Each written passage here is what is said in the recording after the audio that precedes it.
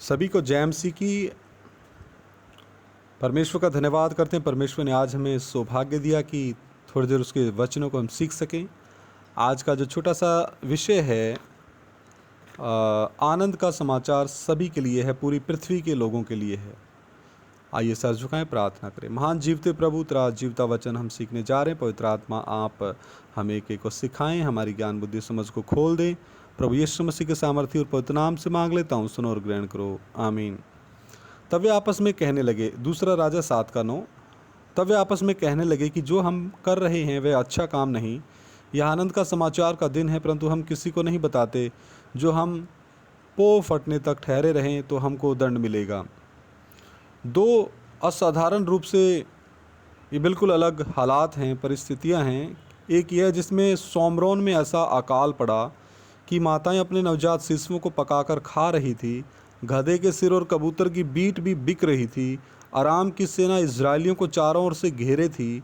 शहरपनाह के द्वार पर बैठने वाले कोड़ियों ने हिम्मत की कि अराम की सैनिक छावनी में जाकर कुछ भोजन वस्तु मांग लें। कोड़ियों ने हिम्मत की,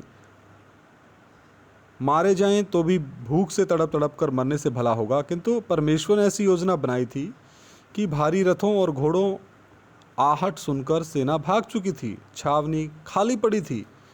उन कोड़ियों ने, जिन्हें समाज से निकाल दिया गया था, पहले सामान छिपा कर रखना चाहा। उनके मन में विचार आया कि हम ये सारा सामान छिपा लेते, आराम से बैठ के खाएंगे, कोई प्रॉब्लम नहीं।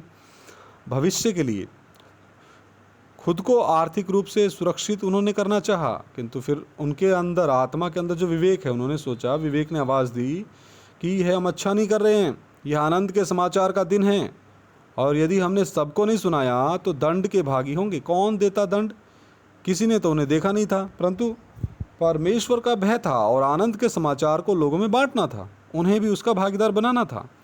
प्रभु यीशु के जन्म के समय स्वर्गदूतों ने कहा, आनंद का सुसमाचार जो जगत के सभी लोगों के लिए होगा कि आज दाऊद के नगर में तुम्हारे लिए एक उद्धारकर्ता जन्मा है और यही मसीह प्रभु है। हमें आनंद का समाचार सबों को देना है। यदि हमने अपने जीवन में ऐसा नहीं किया तो निश्चित हम दंड के योग्य ठहरेंगे। हम जो स्वयं को मसीही कहते हैं, मसीह के अनुयायी और सेवक मानते हैं, क्या हम उन कोड़ियों से भी बदतर हैं? यदि नहीं तो हम इस संबंध में आज क्या कर रहे हैं? क्या यह आनंद का समाचार हम तक ही सीमित है?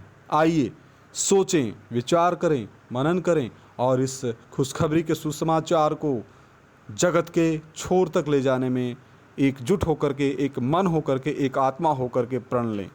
क्योंकि प्रेरितों के कार्य 1 अध्याय में भी लिखा है, जब तुम पवित्र आत्मा के सामर्थ्य पाओगे तो यहूदिया, सामरिया और पृथ्वी के छोर छोर तक मेरे गवाह ठहरोगे।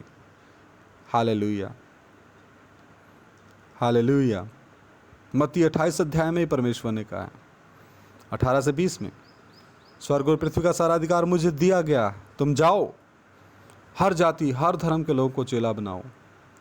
तो मेरे प्रियो, परमेश्वर की अनंत काल की योजना और उद्धारकर्ता के बारे में हर जाति, हर संप्रदाय, हर धर्म के लोगों को परमेश्वर का सुसमाचार बताना हमारा कर्तव्य है। आइए सर झुकाएं, प्रार्थना करें। हे पिता परमेश्वर, हमारी सहायता कर कि हम आनंद के सुसमाचार को अपने संपर्क में आने वालों के साथ बांट सकें, ताकि तेरे अनंत दंड के भागीदार ना बने बल्कि तेरे वफादार प्रिय पुत्र बनते जाएं। प्रभु यीशु मसीह के सामर्थी नाम से मांगते, सुनो और ग्रहण करो, आमीन। सभी को जय मसीह की। मारानाथा।